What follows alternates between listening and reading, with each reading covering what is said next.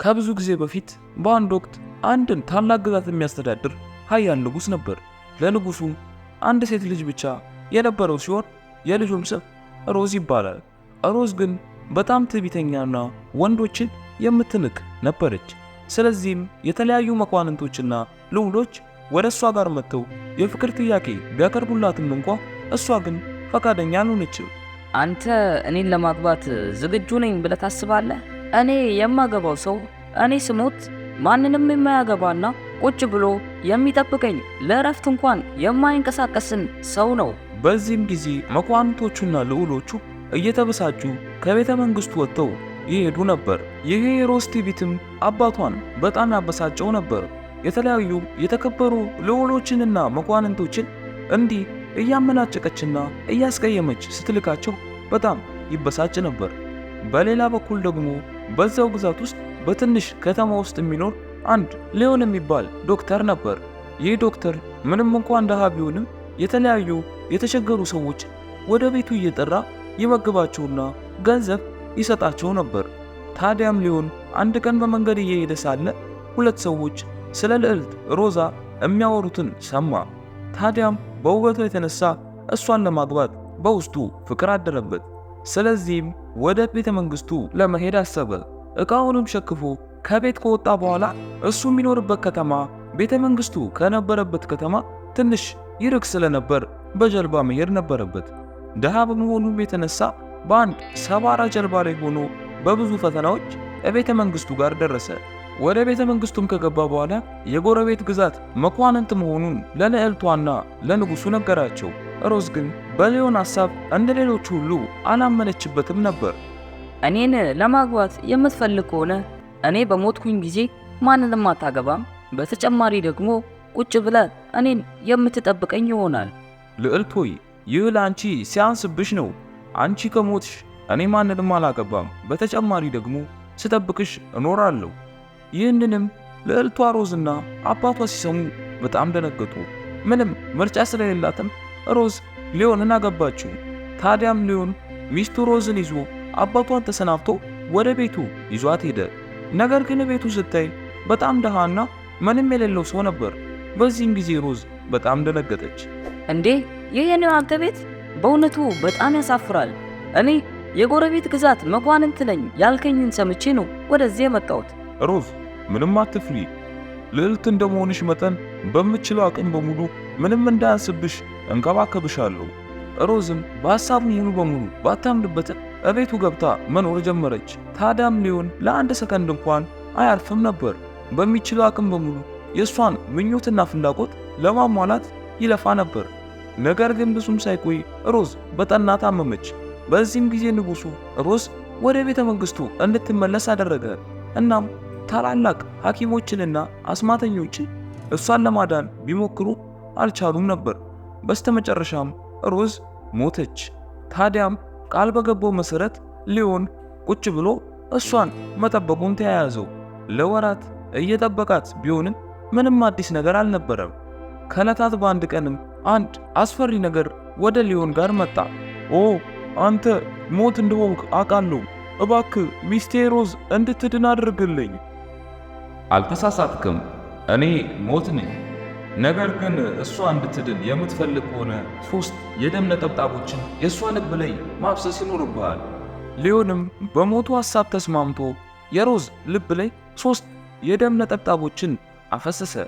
በዚህም ጊዜ በማይታመን ሁኔታ ሮዝ ነቃች። ታዲያም ሮዝ የሞት መልአኩን ስትመለከት ደነገጠች።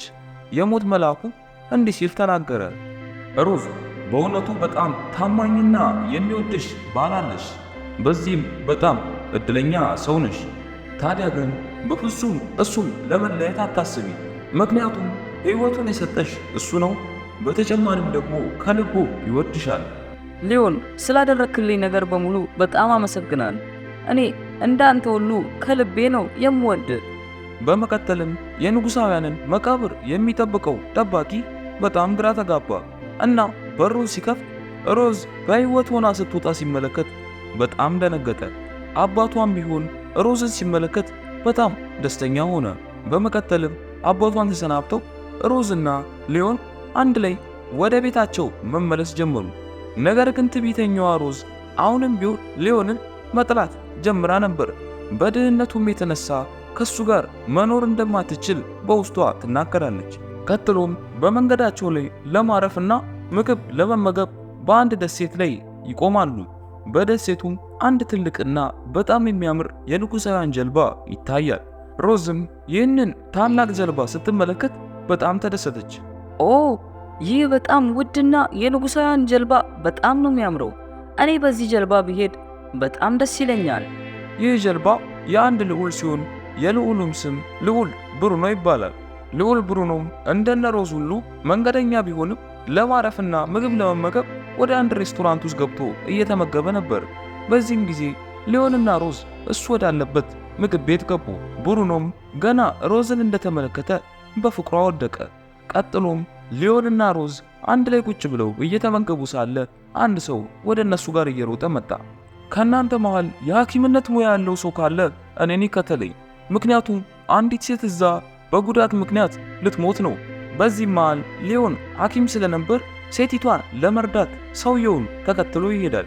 ይህንንም አጋጣሚ ተጠቅሞ ብሩኖ ወደ ልዕልት ሮዛ ጋር መጣ። እናም እሱ ልዑል ብሩኖ እንደሆነ ነግሯት ከእሷ ጋር መቀመጥ እንደሚችል ይጠይቃታል። ሮዝም ፈቃደኛ ሆና እንዲቀመጥ ትነግረዋለች።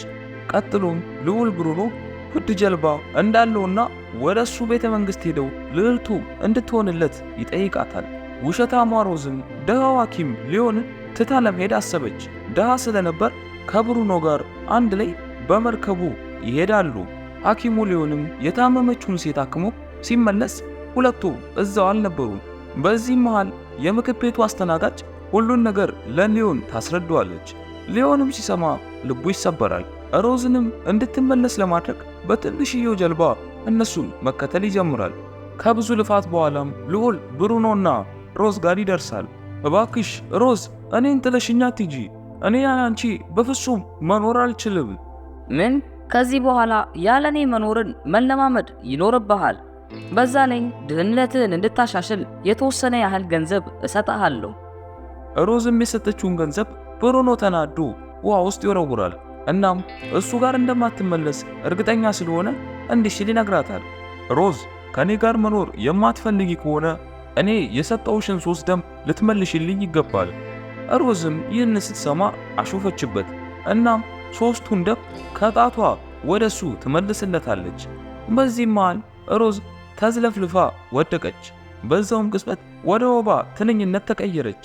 ብሩኖም የተፈጠረውን ነገር ሲመለከት እንዳትነድፈው ፈርቶ እየሮጠ ሄደ። በሌላ በኩል ደግሞ ሊዮን ወደ ድሮ ግዛቱ ተመልሶ እንደ ቀድሞ ሁሉ ሰዎቹን መርዳቱን ቀጥሎ ነበር። ታዲያም የዋና እንደሱ ደግ የሆነችን ሴት በማግባት ለሁለት ጥሩ ስራቸውን መስራት ቀጠሉበት።